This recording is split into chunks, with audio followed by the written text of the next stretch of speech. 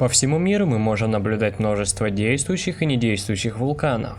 Они могут спать веками и постепенно просыпаться, принося за собой катастрофические последствия. Благо то, что сейчас ученые могут предсказать извержение вулкана задолго до его активации. На глубине сотен километров температура нашей планеты достигает 4500 градусов. Там почти так же горячо, как на поверхности Солнца. Земной шар состоит из земной коры, мантии и ядра. Чем ближе к центру, тем большее давление испытывает буквально каждый атом находящегося там вещества.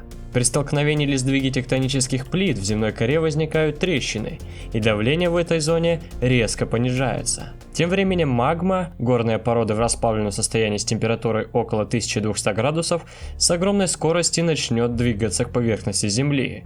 Далее происходит извержение вулкана. Магма обычно находится в сотнях километров от поверхности, но ко многим зонам Земли, например Камчатке, это не относится.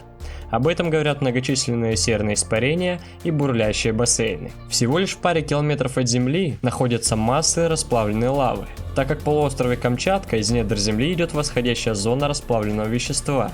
Ее глубина составляет около 500 километров, поэтому там так много действующих вулканов. Это как из той поговорки «жить на пороховой бочке». В некоторых вулканах на глубине в несколько километров можно наблюдать массы той самой лавы в большом количестве. Вы сейчас, наверное, задались, что если залить в вулкан несколько тонн холодной воды, и что после этого произойдет.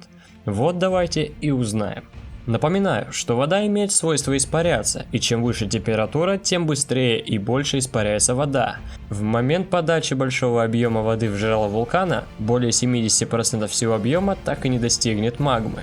Для успеха эксперимента понадобится запустить весь поток воды через изолированные трубы, практически в упор бушующей лавы. Соприкосновение раскаленной массы и тонн воды создаст мощное газовыделение. На поверхности жерла на расстоянии сотен метров над вулканом образуются облака. Внутри же самого жерла образуется колоссальное давление, которое приведет к разрыву структуры вулкана. С большой вероятностью кратер вулкана просто-напросто разорвет. Множество горной породы, раскаленная лава и газ разлетятся на километры вокруг. Взрыв такой мощности будет слышен на расстоянии десятка километров.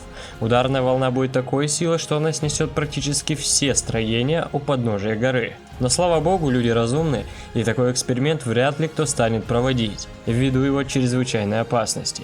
Если понравилось видео, обязательно ставьте лайки и подписывайтесь на канал, ведь впереди нас ждет еще много интереснейших выпусков.